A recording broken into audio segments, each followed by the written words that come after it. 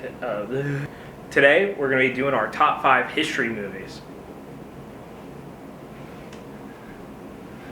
History. A beautiful study of human past. That's so shitty. But yeah, Connor and I are students of the past, and there are a lot of movies. What? Students of the past? There's gonna be no spoilers in this video. Yeah. These are recommendations. Go and watch them if you're into history, or if you're not and you just want to see a good movie. So my honorable mentions. First, I have Spencer. Yeah, which is the Kristen Stewart, Princess Diana movie. Yeah, when she was snubbed from the Oscar. Yeah, really good. It's really good. More of a biopic, I guess, than a I think biopics can, right? most of them, I would say, do. Yeah. Great movie. Very dramatic. Then I have The Devils, which is a really lesser-known movie. It was actually illegal to watch at one point. I think because the U.S. and Britain banned it because it was against the church. It's about a priest, a nun who falls in love with a priest during the witch trials, and so they're both condemned for it. Okay. It's very good. It's really crazy. And then The Elephant Man, which is that's a good one. Yeah, well, it was, I think, probably my favorite movie at one point. Really? Yeah, not really anymore, but it's still good. I think it looks beautiful. No, it looks great, yeah. A very strange movie for David Lynch, but whatever. My honorable mentions, the first one is The Deer Hunter, which is one of my favorite movies. We've talked about it before. We have. There's not much Great else to movie. say. Then we have Saving Private Ryan, the best pure war movie. It's really good. In my I opinion. watched it for the first time recently. Yeah. And finally, I have La Chinoise, which came out in the 60s, and it's about the 60s, so it's not really a history movie. It's more so just a study of its time, basically. Sick fucking movie, though. Go watch it. Yeah. Haven't seen it. I definitely will at one point, though. My number 5 is Judas and the Black Messiah. Really? Yeah. Yeah, I watched it for the first time recently and made a huge impact on me. Daniel Kaluuya, obviously, like I said in the actors draft, I think he is going to be one of the. I think he's going places. He's going to be huge. I bet. For sure. It's what he won his Oscar for. Yeah. I love that that period of history as well. I think the 60s and early 70s. It's fascinating. It's so interesting. And also it's very, very sad to watch. Just you're watching. It's Lakeith Stanfield, right? That's his name. Lakeith Stanfield just,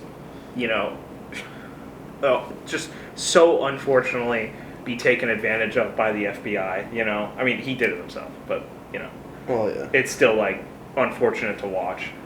No, it is. I mean, just the story of Fred Hampton is such an interesting one, such a devastating one, and I think this movie captures it very well. Yeah, you really understand, Daniel Kaluuya gets it so good, he's so fun to watch, he's a great speaker, He is, yeah. So yeah, great movie. My number 5 is La Vita è Bella, Life is Beautiful. The Roberto Benigni Holocaust movie. Do you know about it? This is an interesting one because literally just a few months ago I saw it on your movies that you would watch and I was like, what the hell is this? And you were like, how have you never heard of this? It's true. I still know nothing about it. Interesting. It's about an Italian Jewish family where the son and the father are in a work camp together. And basically the father tries to, keep the kid in good spirits. And it's classified as a comedy. But, while he does act silly and shit to make the kid's life not as miserable as it would have been, it is a devastating movie. Yeah. It is incredibly painful to watch. Obviously, the Holocaust is a subject that's never not going to be incredibly difficult to, watch. Yeah. But I think this one takes a very interesting approach, and it's done very well. Nice. I'm sure that Life is Beautiful is amazing, though. Yeah, no, you should definitely watch it. I will. I definitely will. Obviously, warning if you're gonna watch it, but Yeah. it is incredible, and I definitely recommend it. Nice. Number 4 for me is Aguirre, The Wrath of God. This is a Werner Herzog movie. Okay. Big director, but it's one of his 70s movies, and his 70s stuff is not nearly as big as his later documentaries that he would do. What's it about? It's about Spanish conquistadors in South America looking for the City of Gold. Okay. And it's got the actor in it whose name I'm blanking on, Klaus Kinski. Ooh. Okay. It's got Klaus Kinski in it, who was famously hard to work with. What? He was literally believed that he was Jesus, and both him and Werner Herzog, they did 4 movies together, and they both at separate times hired people to kill the other because they hated each other so much. But he's also such a good actor. Yeah. But he's literally mentally insane. Uh-huh. He plays the main. He kind of these conquistadors. They have these slaves that they're that are helping them go through South America, and Klaus Kinski takes he's one of the conquistadors, and he takes over basically from the priest. He just strong arms him, and it's clear that he's just going insane, and it's a hopeless movie because these people are not fit out to be trudging through South America. The final scene is literally just, from what I remember, it's been a little while since I've seen it, but is insane. From what I remember, I almost spoiled it, and then I remember. I was wondering if you were going to. No, but yeah, just watch it if you want to feel just hopeless and terrified at the natural world. My number 4 is The English Patient.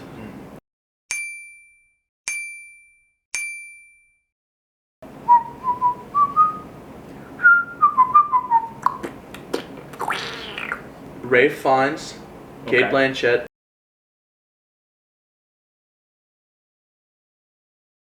Okay. Juliette Binoche. So, crazy cast.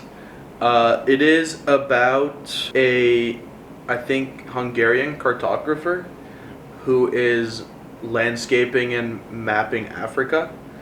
So basically the movie, for the most part, he's a badly burnt person. And towards the end of World War II, he's being taken care of at a Italian monastery by a nurse played by Juliette Binoche, where he kind of recounts his life and experiences and his love affair up to when shit happens. Okay. But it is honestly one of my favorite just love movies ever. He's in Africa where he meets this rich married woman and is basically just them, falling in love, and it's in the age of, exploration in Africa, maybe not in the most ethical ways, obviously. I was gonna say, I've heard that this movie, I don't know much about it. I've heard that it, at least maybe it's just the story it's based on, is slightly disturbing in some parts. Yeah, it is. But it's it's an incredibly acted movie, which obviously you're gonna get that from Ralph Fiennes. How he didn't win an Oscar for this, I don't know. It did win Best Picture. Oh, okay. When it came out. But yeah, no, it's fantastic. And it's kind of 1930s to 45. Interesting. That's But cool. yeah. It's like a flashback movie. Yeah. But it's very cool. My number 3 is Throne of Blood, which is a classic in the long line of Akira Kurosawa samurai movies. Yeah. This one is a adaptation of Macbeth in feudal Japan. Huh. So I'm stretching the lines here. Technically, it's not a real historical event, That's fine. but it's a period piece nonetheless. Yeah. So if you know the story of Macbeth, obviously you know what happens. But I think the visuals and just general set design are what sets it apart from being just another adaptation of a Shakespeare story, because the whole movie, how they get around making things seem small, seem big, is everything is coated in a mist, which really works for the like creepy atmosphere of Macbeth. Okay. You know? Yeah. It looks so good, and it's in black and white, obviously. So the mist looks amazing. Yeah, I mean, Kurosawa was just a pioneer when it comes to so many things. Oh my god, in film, he is. you know, Yeah. when if it's story structure or just camera work or directorial, techniques. Yeah. The guy's insane. He paved the way for pretty much everything we have now. My number 3, I mentioned Spielberg in my honorable mentions. Mm-hmm. He's coming back here with Empire of the Sun. Another one I haven't seen. Do you like Christian Bale, Connor? I do. He's a child actor in this. That is crazy. Yeah.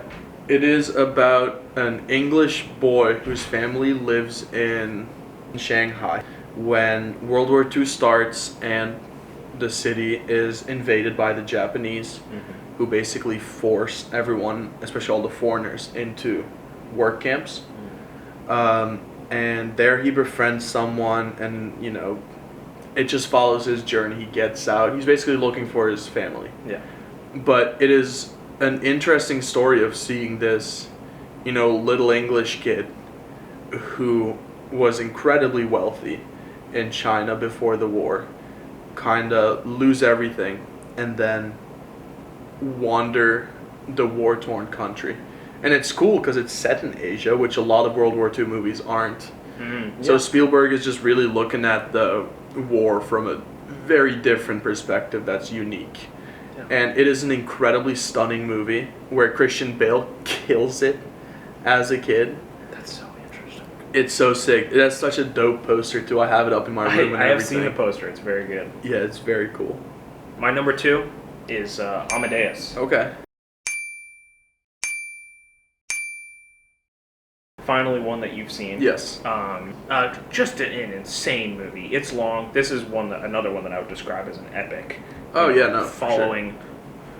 Sure. I love Salieri as a main character. Mm-hmm. I love that the way it starts, like the story, the narrative structure of Salieri telling this interviewer his alleged feud with Mozart. And also the actor for Mozart is hilarious. I love Mozart in this movie with his dumbass laugh. This is a lot less hopeless than a lot of my other movies. It's a straight up comedy in some parts. It is. It's a very funny movie. It is. And also it's beautiful looking. I think it mixes so many different genres so well. See, I didn't do this justice when I first watched it because I was probably in middle school and I was forced to watch it in music class and I really didn't want to. Oh god. So I didn't enjoy it then. I should definitely watch it again. I think it's an interesting time. Yeah. When is it set? Did he live in the 1700s, 1800s? No, I think it's straight up 1600s. I thought he died in 2016. Oh, no, it was the 1700s. Okay. Yeah, I mean, it's cool. It's it's 1700s Vienna. Definitely an interesting time for, music especially. Yes. And what I remember from the movie is there's this big party or dining scene or some shit like that. I don't remember exactly what it was, but I remember it looked really, really good. Everything looks so beautiful. They're all carrying, for lighting, the big candelabras everywhere. And it's got so many standout scenes. Just still fucking incredible, dude. I love Amadeus so much. All right, my number 2 movie is another foreign one. It's called Underground.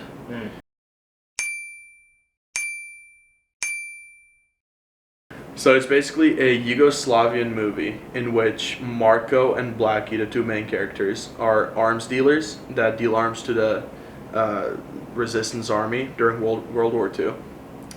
And when the war starts, they go underground, as the title suggests, to this bunker where they continue to manufacture weapons with a huge community of other people.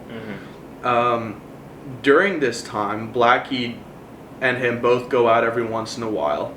But then Blackie gets in trouble with the Nazis and stuff, and so he stays underground after getting injured.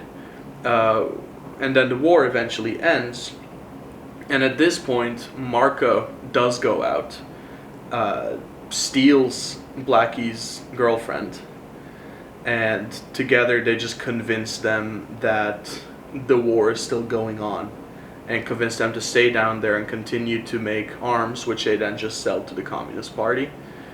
During that, Marco rises in the ranks of the Communist Party, and yeah, that's, I mean, pretty much it. The rest you'll just have to watch to find out.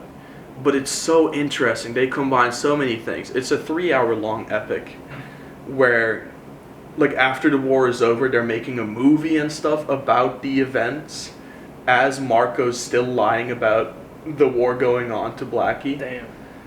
And yeah, dude, it's so sick, man. I don't want to spoil anything more, but you should definitely watch it. I definitely will. It sounds super interesting. Yeah, it's also hilarious. That's It's a what very I've heard funny from movie. you. Yeah. But, dude, I mean, it's such an interesting idea. Mm-hmm. And then, obviously, soon after, there's actual wars in Yugoslavia as well, with communism and different countries and stuff. But, yeah, no, it is a very interesting piece of history that we living here don't know shit about. Yeah. But it's Yeah, an that's- interesting one to watch. That's another incredibly unique setting. Yeah, Yeah. for sure. That sounds really interesting. Yeah. Nice. My number one is Killers of the Flower Moon. Really? Yeah. This might be recency bias, Okay. but I do genuinely think this movie is like, wow, basically a masterpiece. Okay. I think for all of its long run times and Uh-huh. stuff, I think the realism and just like fear in this movie is so good. I think all the performances are incredible, obviously.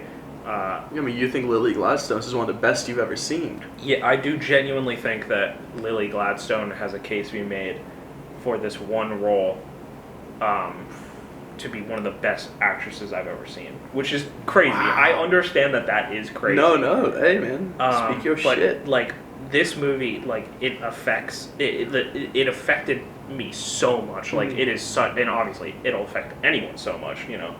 Yeah. It's just crazy. I love that. The story is so interesting. I took a Native American history class before this movie was even like done being made. Yeah. And in that class, the professor said, we talked about the Osage murders, and she said, like, read the book, and then there's also a movie being made about it, so you should watch the movie when it comes out, which was so, like, it was a great, like, you know, timeline for me. Yeah. Wow.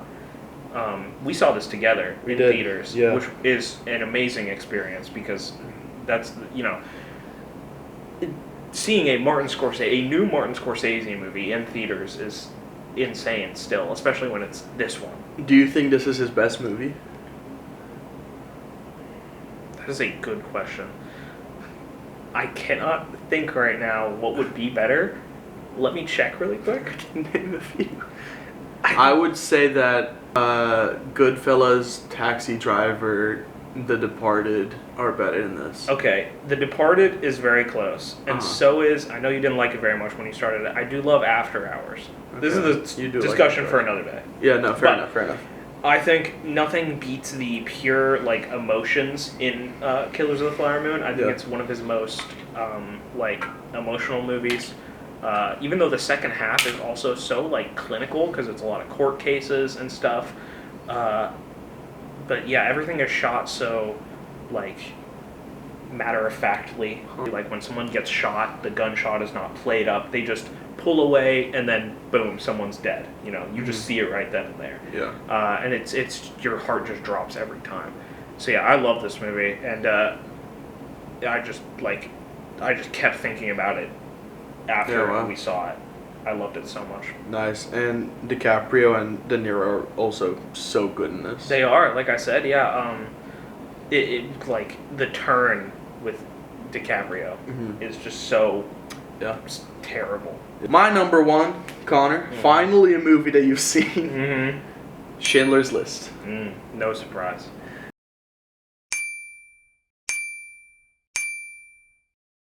Schindler's List is, in my opinion, you know this, Mhm. the best work of art that's ever been created. Okay. Yeah. Is what I would say. It is